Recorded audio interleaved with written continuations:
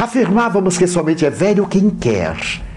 Conheço pessoas que a partir dos 40 anos, aos 45 e principalmente quando se aposentam, que assinam o próprio atestado de decadência. E a palavra aposentado passou a ser o carimbo da senectude. Olha, ele é aposentado, é inútil, é a cadeira velha que rasgou a palhinha e se coloca no canto e não deixa ninguém sentar, porque está furada. Aí sim é uma coisa velha.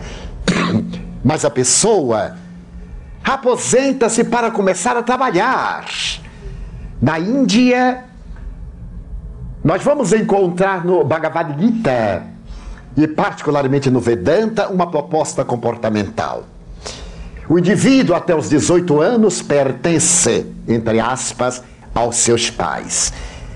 Dos 18 aos 50, à família. E a partir dos 50 ele se pertence a si mesmo, para entregar-se à vida espiritual. Ele é totalmente livre, porque é o momento da sua maturidade e das suas experiências. Mas nós somos escravos de convenções, de imposições injustificáveis, de tabus e de superstições. Em nosso país, uma pessoa aposentada, assinalada por esse timbre de decadência orgânica e mental, é o indivíduo que se nega a viver. E não pode haver espetáculo mais hediondo do que as pessoas de mais de 40 anos, principalmente os homens, de boné, numa praça pública jogando dama ou gamão. E falando dos seus maravilhosos, detestáveis tempos do passado. Porque nada é mais detestável do que o meu tempo. Ai, antigamente era horrível. Não pode haver nada pior do que as viagens de antigamente. A pessoa de guarda-pó branco para entupir-se de areia de todas as coisas e de pó de todas as cores. Nada mais maravilhoso hoje do que uma pista de asfalto, ou do que o suave deslizar de um avião. E eu sou pioneiro da aviação.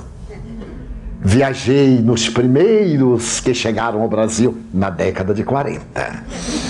E posso avaliar hoje com um Boeing, atravessando o oceano e indo pousar suavemente noutro continente na Europa ou na Ásia, e a pessoa sair tão confortavelmente quanto entrou, sem dar-se conta da viagem que fez.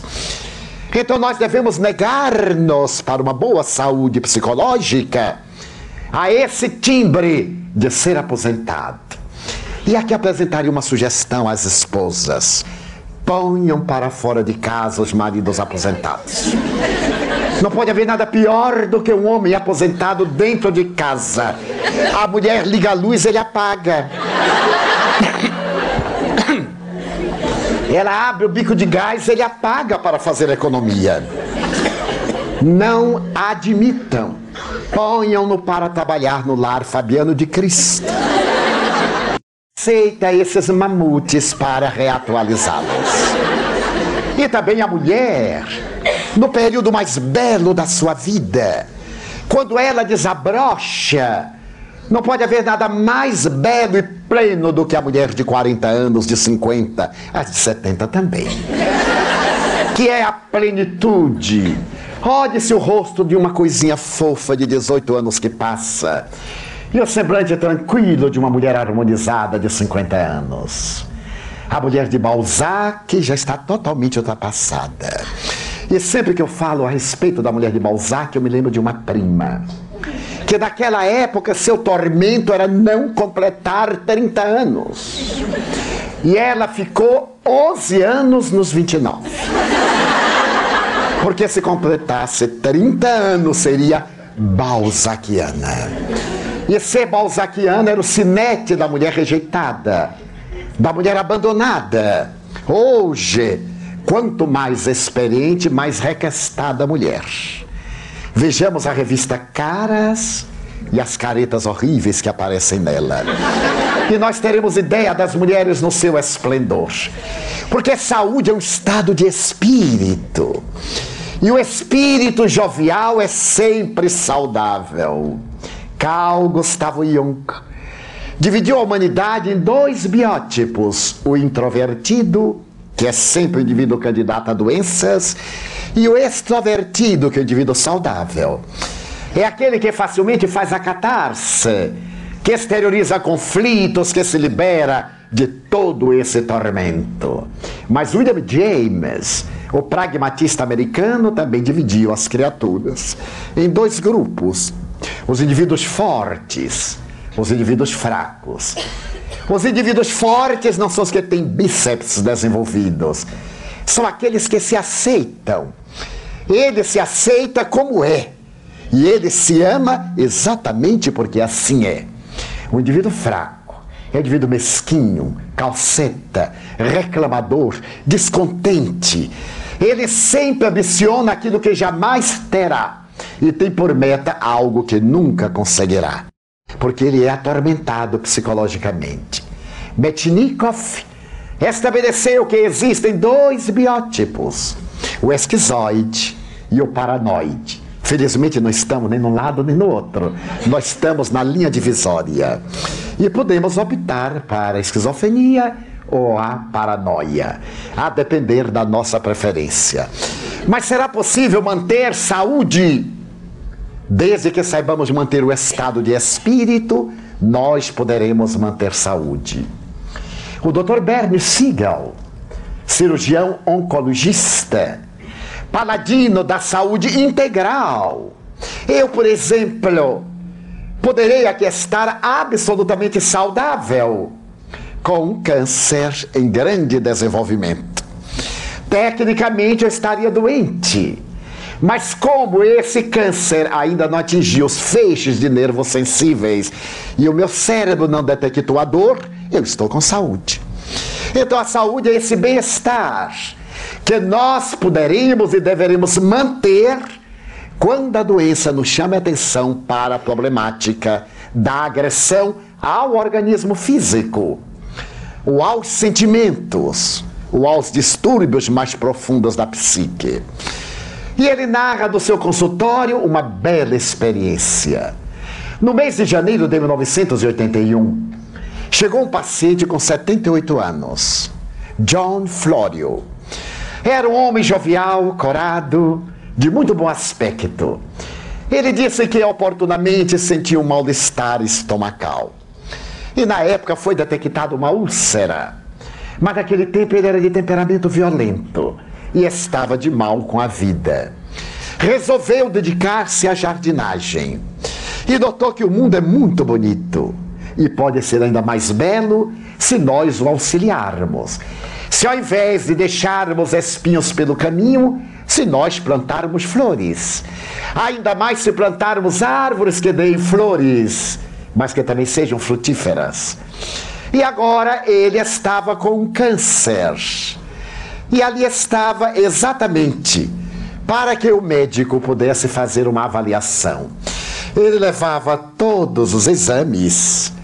E depois que o médico viu a extensão do câncer, sugeriu-lhe uma cirurgia imediata. E ele disse: mas eu não posso.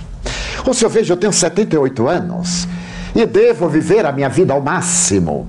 Se eu me operar agora, eu perderei a melhor quadra do ano, que é a primavera. E na minha condição de jardineiro, eu tenho um seminário de mudas, de muitas plantas que eu vou colocar nas ruas e nas casas, que as pessoas irão comprar para tornar a paisagem mais bela. Se eu me operar, a convalescença larga, logo depois você vai à primavera, e eu serei responsável por deixar o mundo menos bonito, menos florido. E o Dr. Bernie Siegel disse-lhe: mas é uma questão de vida ou de morte. Quantos meses, doutor? Operando, você tem uma sobrevida de 6 a 10 meses. Não operando, você terá uma sobrevida de 2 a 4 meses, caso não ocorra uma parada cardíaca. E com muitas dores. Ele disse: olha, vale a pena. Como eu me amo, eu vou dizer para o câncer que por favor me respeite. E vou dizer ao estômago que por favor se imponha. Como é que ele admite que esse sujeito estranho invada-lhe a residência? Crie-lhe uma situação desagradável e se expanda. Assim que passe a primavera, eu voltarei, doutor. Está bem? E o médico disse: não o posso forçar. E esqueceu-se do cliente. Anotou na ficha de 2 a 4 meses de sobrevida.